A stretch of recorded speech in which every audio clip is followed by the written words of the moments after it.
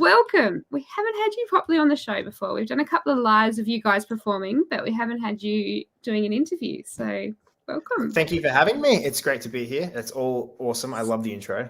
Very fancy. Thank you. That's all Scott. I cannot take the credit. He's amazing. But I haven't got Scott tonight, so I know that he's going to watch later and he'll be cringing at all my mistakes. But just shows Scott, I need you. You can't go anywhere. He's amazing. You heard that? He knows that right now. So tell us a little bit about, I know you've got a really interesting career and story and how you guys got into music and into the entertainment industry, really. Tell us a little bit about what your upbringing and how you got into entertainment and then country music. Yeah, for sure. Like we grew up very much watching our parents perform. So my mum was on Hey Hey It's Saturday and Simon Townsend's Wonderworld. So this is before my time. I don't know the second, but I was around for Hey Hey. Yeah, so she was on them. She was a I don't even know. She talked on it. She was someone, and so we grew up watching her perform. And she toured around Australia with our dad with a variety show. And so from a very young age, we were always watching our parents perform. And I think when you're kids and you see your parents perform, you're like, I want to do that. That looks fun. Let me up there. Yeah, and it always feels normal too. I guess. Exactly. Yeah, for sure. I do not remember the last time I had stage fright. It's been a while. So, performing from such a young age, it really helps get over those nerves. But yeah, it was just a normal thing. We were essentially a family that played on stage together, and it was awesome. We loved it. Yeah. What a great way to see the country. I guess there'd be some downsides, but there'd be some pretty big upsides to it. I guess school and friends in the one spot would be pretty hard. Yeah, we did have distance education for most of our high school because we were always traveling. Yes. I literally spent most of my weekends in a car next to my brothers fighting over who gets the front seat or but yeah, the window seat, don't look out my window, all the normal sibling stuff. It was hectic and I mean we're so grateful for it because we got to play live and we got to perform in front of people and we've played to empty rooms before. It's not fun, but now it's getting a bit better and it's definitely better now. Isn't it? Well, that's good. It's getting better and you're liking it. So are you getting along a bit better now that we're grown up? It's funny because I think we never really, by the end of touring when we were teenagers, it was kind of just like ignore the other person in the car and just heads down, music on, no talking. That's kind of like the end of our last tour. But we're pretty easy siblings. Like we don't really argue that much. Most of the arguing happens in the studio. Yeah, some liking something and other something else. Yeah, that would be hard. How do you flip a coin or? No, generally. It sounds really weird, but generally what I say goes because Shar has a lot of really weird ideas. So Shar is the primary songwriter. And then when he kind of gets on a roll, you kind of have to pull him back a little bit. Like, no, Shar, we're not going to do that. but now look, we know each other so well now that even on stage, we don't have to talk to each other to know what the other person's doing. Like it's so, runs in sync. And I guess that's kind of using, like having one of you predominantly writing and the other one going, no, we're not doing that. I guess that's kind of bringing your talents and using your expertise for each of you. And that's how it works, I guess. Oh, for sure. Yeah, absolutely. Yeah, we kind of balance each other out in the way. Yeah, absolutely. Well, and I was thinking now that you've had, as you were saying before, you're a dad now, does that make your upbringing feel different again? Do you want to take your kids around like you grew up, or does it make you want to do it's so look, I honestly just want my daughter to be as obsessed with guitars as I am. Like that's all I want, like I just shove them into her face. I'm like, look how cool this is. And my wife stands there looking at me going, but my daughter she's interested in them and it's great because, she might get up and play one day. Exactly right. As you said, it's easier when you start early. That's the trick. That's exactly. Yeah. That's what I keep telling. I'm trying to help. Your latest single, Best Thing. Tell us a little bit about that. And Yeah. is you guys, when you are getting a song ready or writing a song and recording it, is it something that you sit on for a while, or do you just try and get it out as soon as you can?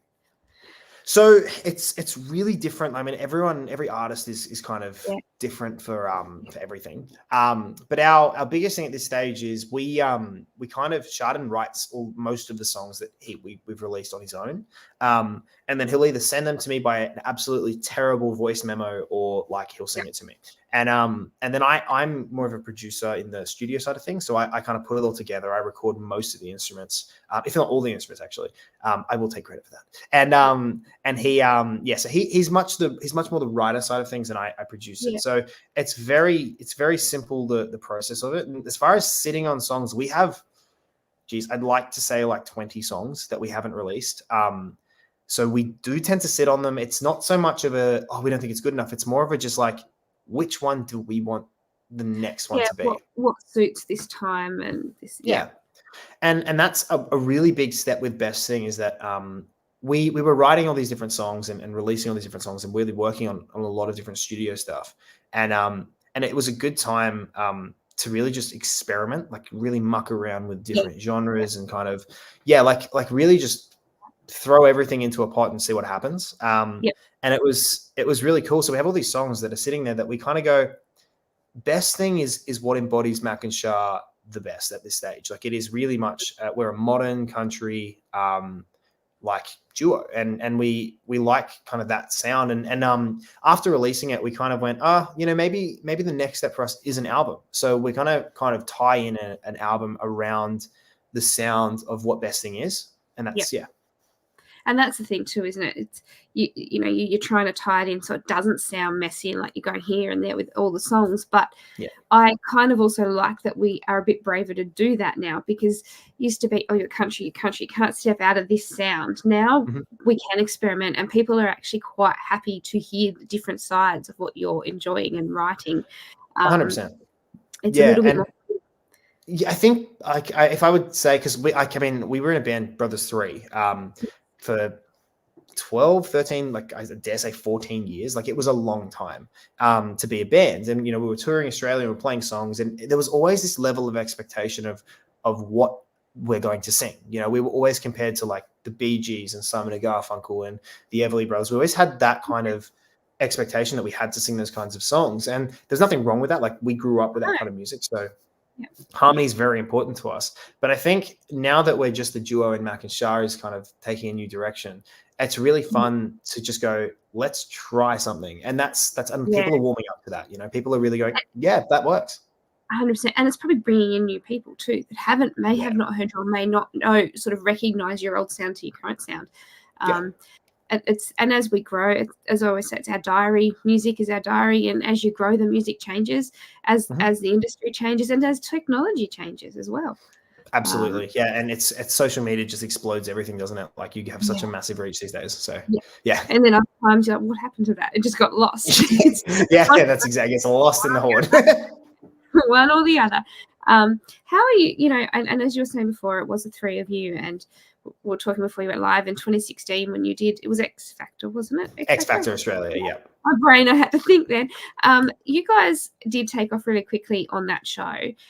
Did that maybe help, or did it almost hinder you a bit in the fact that you were being compared to such similar people? I guess it's an honor to be compared, but then you don't feel like you can grow. Like, I can't talk much about like reality TV these days because it's completely changed with streaming and things like that. But back when we were on TV, it was absolutely huge. Like, I remember the numbers of the grand final we were in being something like I think it was in the millions. Like, it was 1 point something million people. So we were broadcasted to this astronomical amount of people, and of course, everyone has opinions online. And so, you like positive or negative, there's always opinions.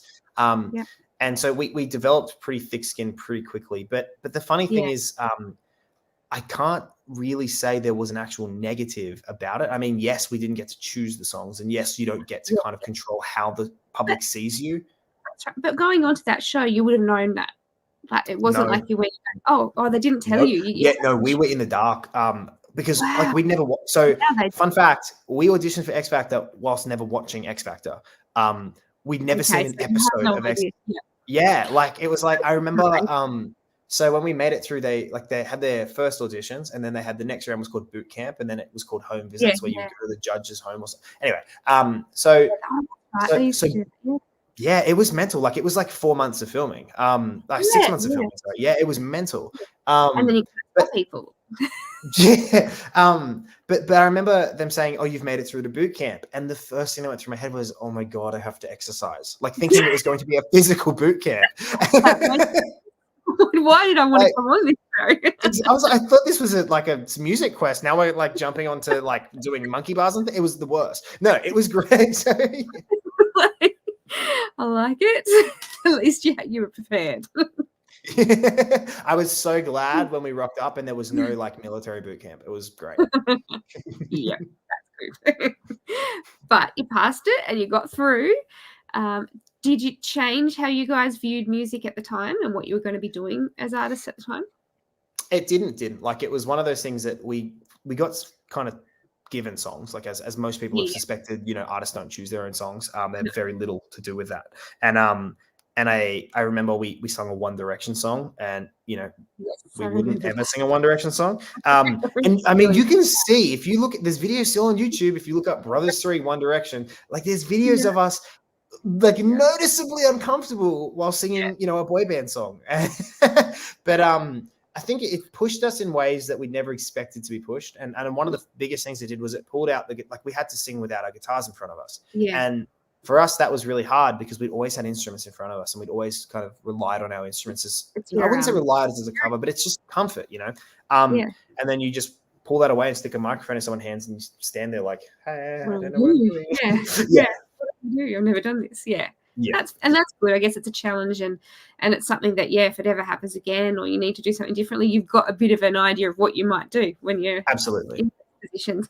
And I do remember you doing the One Direction song because you look uncomfortable, and I remember thinking, I know why they've done that, because everyone wants that song, but it was cruel to do it to you guys in a setting like that, and especially when people had to. We were like, please don't make us do this song. They're like, it's going to be great. And we're like, no, it's not. It's really not. No, you got through, and you did enjoy the time as a majority by the sounds of it. Absolutely. Yeah, it was definitely an experience. And I guess if anyone is thinking of doing reality TV, my only advice would be just, you know, be prepared for Australia to judge you. You know, like that's the only thing I would just say. You know, you've really got to be, you got to have thick skin.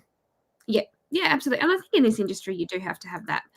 It's not an industry that you come into thinking it's just going to be easy. Because if you want an easy job, the music industry is the furthest from as you can, or any entertainment. But also, if you want to make money, don't do music. If you want to be rich, stay away from music. Don't record. It's just one of those. I love it when people go, "Oh, you've had a #1 song. You must be doing really well." I made $6. Like. Your song has 150,000 streams. Yeah, I bought a sandwich from Subway and now my bank account's empty. Right. Yeah. I owed my mum half the money. In this economy, like it's it's the industry. But as I always say, if it's part of you, you also don't have a choice. No, that's it. And it's a love industry. You know, there are so many great people out there, so many great people that we've met and talked to. Like we first kind of got pushed into the industry, not pushed, but like introduced to the industry by John Williamson. And, you know, we spoke to him for a while because we were in a musical called Quambatook. And he gave us his time of day. And I was 10 at the time. I might have been 8. Like I was young. And he just, you know, spoke to us and told us, you know, this is this and this and this. And, you know, showed us his guitar and was playing some stuff. And it was like really down to earth. And this was like, you know, a giant of the Australian country music industry. And still is. Yeah. That's it. That's what I'm saying. Like he's an absolute giant in the Hall of Renown, and and he kind of just gave these 3 kids the time of day to just, you know, answer the questions and be honest. And that's where we introduced the country music, and that's why we're still here. You know, there's so many people in this industry that are just so giving, and it's just amazing. I always try and explain to people how special the Australian music industry is, and especially Australian country music industry, it's something that I don't think you can explain. It's a family, but it's even better than a family. Like, it's so welcoming. It's great to see it growing. It's just growing as well. You know, there's so many people that you'll see at a festival, and then you'll see them at another one. You go, I remember you from, and then it just grows, and they just get added to the family. Yeah, it's so good. I love it. And they remember, nobody forgets you. Everybody's welcome. It's so good. Doesn't matter if one gets bigger than the other. They're all supporting each other. 100%. 100%. It really brings me back to you guys and touring and music. After this week, we're halfway through the year. So what have you guys got planned for the second half of 2024 and into the early? Yeah, so we're just about to announce a show for Hats Off. So we'll be coming up to Hats Off Country Tamworth. We are doing Hats Off. Yeah, we were supposed to announce that last week, but me and scheduling don't go together. So there's our announcement. Not long. So we'll be doing that, and then we'll be heading down through south, like New South Wales, and hopefully down towards Melbourne. Like, we haven't locked all them in yet, but yeah, we've got a bit of a tour coming up before then.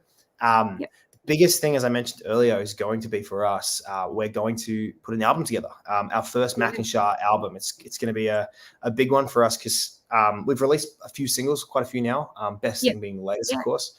But now we think, it's time for us to go, this is Mac and Shar, and just put a stamp on it, and then hopefully people resonate with it, because we are just absolutely loving the journey, and we're ready to release. How have people been, especially with Best Thing being that's the current single, but how have people responded to it? Do you get a lot of feedback? I think our biggest thing is because we had this kind of reputation as Brothers 3, some people know us from there. But, Mac and Shar are not names that stand out for, like, they don't really come from Brothers 3. So we have so many people who have been like, hey, I just saw you on this, and I actually just looked at your page, and you're from, and then they link it together. But it's mostly been positive. When I say mostly, I haven't got any negative reviews, but I don't think you go to someone's Facebook page to write hate.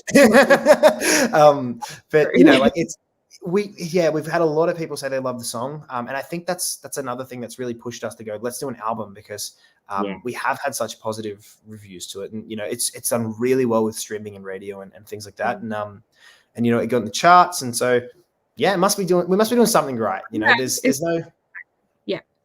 no right or wrong. Exactly. And I don't think that what you do this single probably won't work next time. Like, it's one of those things that you have to just keep finding something different that people go, oh yeah, I like that. I don't know. It just clicks with them. You just have to wing it. Every time. There's no rule book. Tell us a little bit about filming the video, and it looked like you guys having a lot of fun doing that. So tell us a bit about that. Did you guys write the storyboard, or how did that work? Yeah. So a really fun fact is our brother Tay. So Brothers 3 was made of the three of us, Chardon, McKiram, and Tazen. We all have weird names. Don't ask, Mum made them up. It's weird. We don't want to know. So abbreviated, it's just Mac, Shar, and Tay. So Tay decided to take a step back from music in 2022. So he's decided, he doesn't want to be on stage, doesn't want to progress with that. And so we kind of formed Mac and Shar there, and Tay actually shot our last video clip. So we have a lot of people say, "Oh, is Tay still around?" He filmed it. Yeah, so he's still around. He's still helping. He helps us with our videos, especially. So he does all the producing of that. He shoots them, and we kind of, because we're all brothers, we all just kind of have talked through ideas and go, "Oh, what would be a cool video clip?" And when we first wrote Best Thing, it's a love song. It's a really sweet song. It's about remembering these beautiful moments in relationships and things. And we were like, it's got to be a romantic video clip, maybe a girl in it. And there's got to be this, really sweet thing. And we'll sing it to camera. Yeah. And then we kind of went, nah, it's not who we are. When we love having a laugh. If we're going to do something, we go all the way with it. We're not very serious people. You got to make fun of things, and we like having fun with things. So we thought, you know what? Well, I thought, why not? Let's make Chardon run for an entire day. So boot camp. That was it. Yeah, he had to go to boot camp. So I spent the whole video clip in a car. and Yeah. Chardon spent the whole video clip running after the car. And it's literally the storyline of the video clip is leaving for something, for some reason, leaving a place. I get in car drives off, Chardon runs. For the next 3 minutes, Chardon runs, Chardon runs, Chardon Yeah. runs, Chardon Everybody runs. loves that. Everybody absolutely I was, look, it was so great because I knew it was raining. You don't see it in the video clip, but it was raining. loves So he was filming in between takes, but he was drenched. His socks were soaking.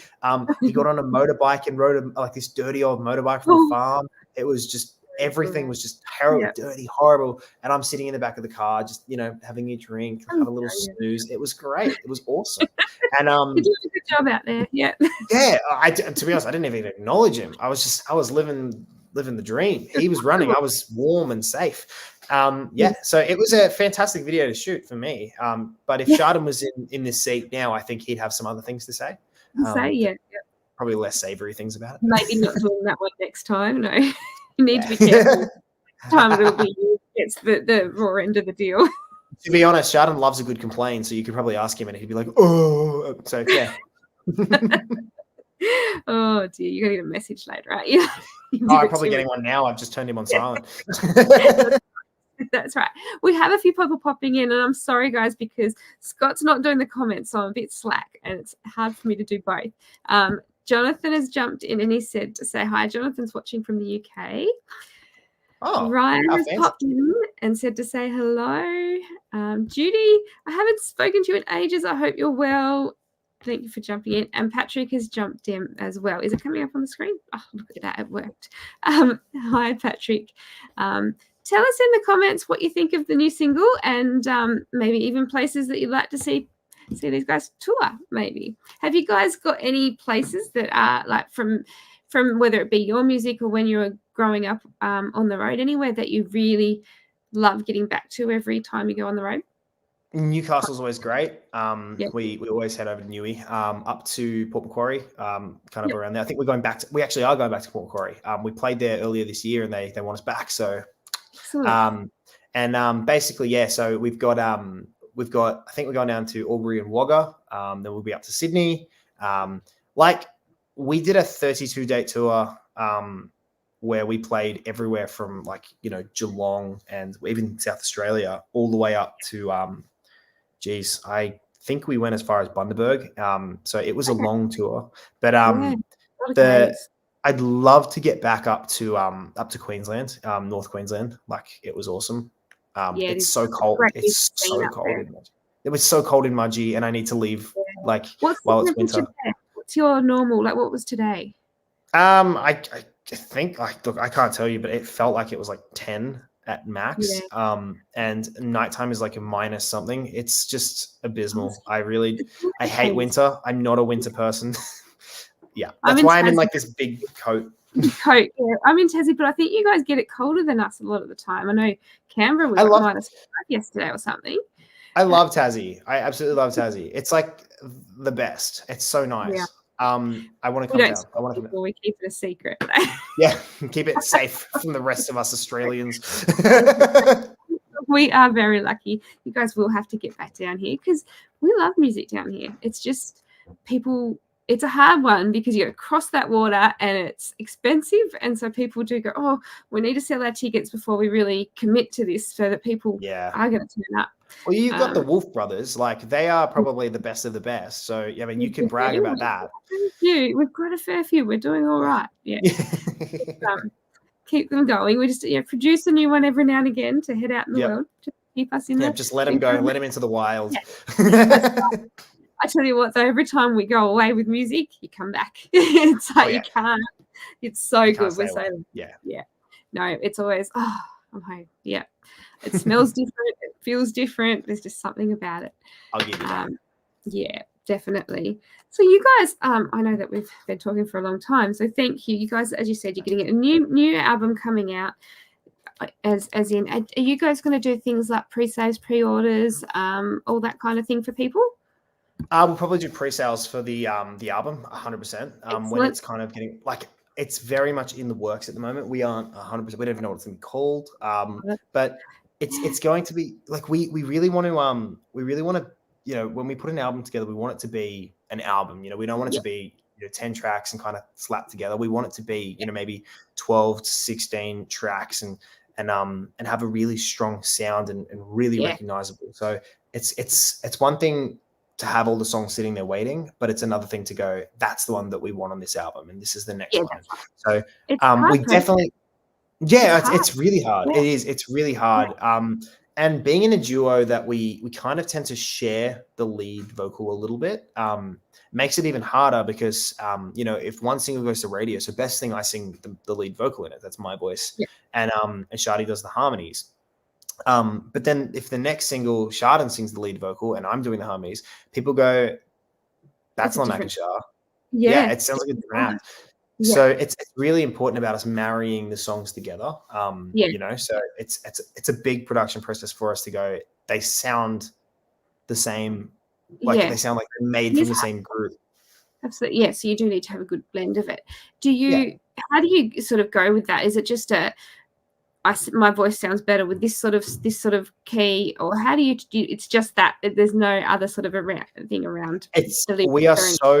We're so brutal that if we don't like the other one singing it, we'll go, no, you can't sing that. That's mine. It's kind of a good thing because we know our strengths and we know our weaknesses. You know, like the next single is primarily Sharden's vocal. Like it's recorded and ready to go. I know that we've literally just released Best Thing and we're already like, what's the next one? That's what it does. You've got to be ready. You're already 12 months ahead. Exactly. And so we're like, we're in this mindset of, like we're literally 3 singles away, like from this one. And the next one is very much like it's Sharden's song, but, I'll sing parts of it. Like I'll sing the verse in it and I'll sing another verse and I'm very loud in the mix. So it still sounds like us. And that's something that we've really learnt with the process of releasing songs is that it's got to be a 50-50. Yes, yeah. And I think that gives you another standout too, whereas, if you're a solo artist, you don't have as many mix-ups like that. And so it kind of gives you another sound to another area of audience that you might not get to play if it was just one of you. 100%, yeah. People like Sharden's voice more than mine, and people like mine more than Sharden's. And, it's if they like it, and they'll listen to it, it's great. Exactly. It's another thing. Another way of getting yourself out there, growing a bigger audience. Absolutely, yeah. Now, what is the best place to follow you guys? I know there's hundreds of different social medias and things, but what's the best place to get the most updated news from you guys? Obviously, social media is always number one. So, if you want to hear something first, Facebook, Instagram. We just started up like a TikTok, so make sure you head over to TikTok and give that a like. And, follow us on Spotify because new music is a constant thing with us. We always love releasing songs. We don't always promote them as well. We'll just drop a song for the fun of it. And it'll just kind of be like, oh, Mac and Shar have released a song. So Spotify, definitely follow us on Spotify to get that notification of a new single. If you like our sound, we're really proud of it. We produce everything ourselves. Like I'm in the studio right now. This is our little recording, part of our recording studio in Mudgee. And everything you hear on all those singles, all those tracks, that's all us. It's everything's played by us, written by us, recorded by us, mixed by us, mastered by us. So. Yeah. And I love that about you guys too, because it's all your art. There's no And we like to say flaws and all. Like, there are times where I will hear, like we'll leave imperfections in a vocal and we won't record the same thing 1,000 times, because one thing that I've loved, about artists like Troy Casadale is when you hear him on an album and you see him live, you get the same show. And it's perfect. And that's where I think music should be. It should be perfect in its imperfections. Absolutely. And that's what we love that. We love going, that guitar's buzzing in that chord, but who cares? It's live. So that's real. Cool. Yeah. And I think that's what I always sort of say when we started with Country Kickback, it was, we're not going to go in with a list of set questions that we have to stick to. I want to just have a conversation. I want to get to know you, because then when we're listening to that song, it makes sense. It's on another angle. And I think that's why Australian music, and especially Australian country music, works, because we're real and people know that. Yeah. What you see is what you get. Yeah. And it's like, what are you doing on the weekend? I'm mowing the lawns. Or, we're doing all the normal stuff that everybody else does. And then we're working. Fixing a fence. Right. Yeah. Fighting with your brothers. I don't fight with my sister anymore because I can't win. I know. That's probably how Shar. It probably is how Shar feels. So my bad. Oh well. Yeah. Thank you so much for joining us tonight and braving coming on here. It's been so good having you. Thank you so much for having me. Anytime. And you guys, we can't wait to hopefully come back for your next single. It would be great to hear that and the album as well. I'll have to rope Shar in because he just, I don't even know what he's doing. Like he's somewhere doing something. But I would definitely tell him to come on because I love making fun of him. And he loves being made fun. No, I'm joking. He loved to come and join. Because I mean, when's the last time we saw you probably 4 years ago? I reckon because you said you were in Tamworth this year, but I was Tamworth this year. I didn't even go out hardly after shows because I'm too tired. Yeah, it was hot and yeah, that's Tamworth. Yeah, I know. Yeah, so I reckon it would have been 2020, and I reckon I was trying to work that out, and I'm thinking, when did I last? I reckon it would have been the People's Choice Awards. Yeah, I reckon in 2020, or because you weren't there 21, were you? Oh, sorry, 22. April. I think our last festival before 24 was 2020. Yeah, I think it was 2020. And then 21, 22, 23, we didn't go. So it's nice to have a rest. It was, it was. We missed it. That's why we're back. You know, we've done we've done Gympie and we've done CMC Rocks and we've done Tamworth. And I think like the thing about Tamworth is it's where we started. It was our first proper show as a band when I was 10 years old.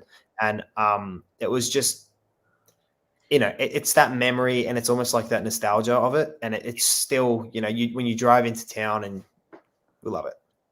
I think with Tamworth for me is it's expensive, but it's also like I'm going back home to see all my family because we're always, all of us, we're in different towns at different times. And you might be playing here and I'll be where you're from. And we pass each other at airports. So for me, Tamworth, it makes me feel, I feel like I'm safe and I feel like it's as much as you work your ass off, I don't pretend that you don't, but it feels good. Yeah.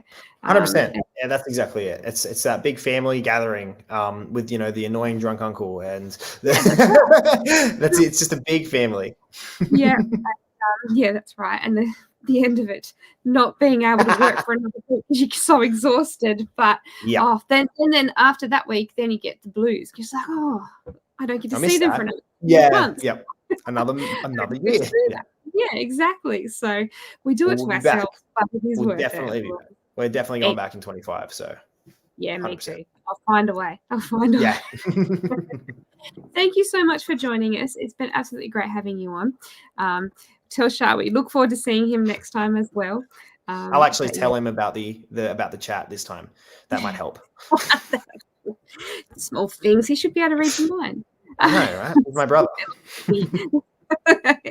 All right. Thank you so much for coming in, guys. We will see you next week. Keep an eye out for the ads because times can change a little bit with some of the international ones. But we'll see you all very soon. Thank you again, Mac. Thank you. See ya.